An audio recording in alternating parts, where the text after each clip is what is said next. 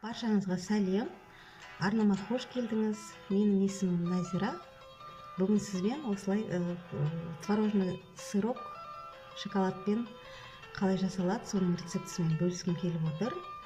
Сіздер магазиннен бұндай творог таппайсыздар, бұндай сырокты таппайсыздар. Осылай жасап көріңіздер міндетті түрде. Бұл сырокты жасау үшін маған 250 грамм творог қажет болды.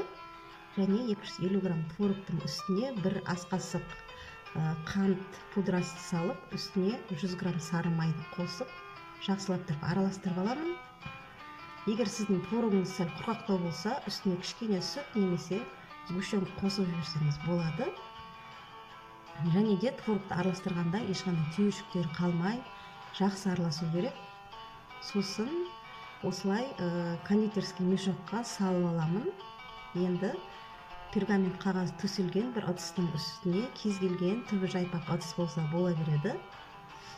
Үстіне осылай творогтарымды осындай формада салып аламын да морозильникке 1 сағат 1,5 сағат қойып қоямын.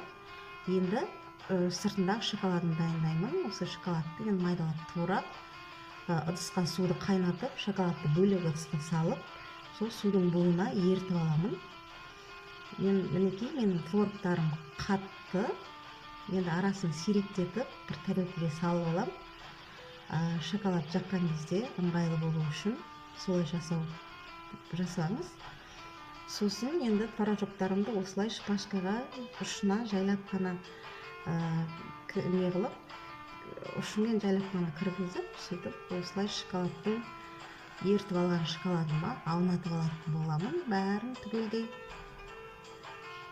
шпажканы творогқа бекіткен кезде өте мұқият болыңыздар.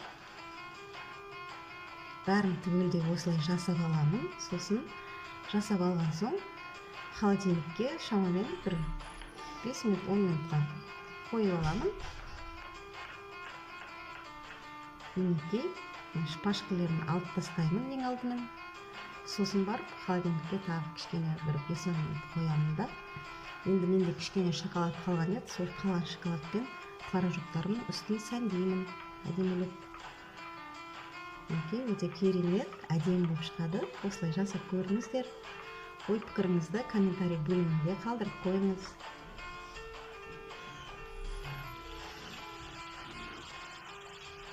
Осылай бәрін сәндеп аламын. Егер сізде шоколад артылып қалмаса, бұлай жасамай қойсаңыз да болады. Мінекей менің сыроктарым дайын болды. Өте керемет, дәмді болып шықты. Осылай жасап көріңіздер, балаларыңызға, немерелеріңізге осылай жасап берсеңіздер болады үй жағдайында. Және де ішінде химикаттар жоқ. Пайдалы ғой негізі творог деген. Видеомды соңына дейін қарағаныңыз үшін көп рахмет. Арнамнан алыстамаңыз. Арнамда келесі кездескенше аман сау болыңыз. Ой пікіріңізді комментарий бөлімінде жазып кетуді ұмытпаңыз. Өте жылдам дайын болатын тағам. Ол шайға, таңертеңгі шайға осыны жасап жіберсеңіздер болады. Және де көп зат қажет етпейді. Өте дәмді. Сау саламатта болыңыз.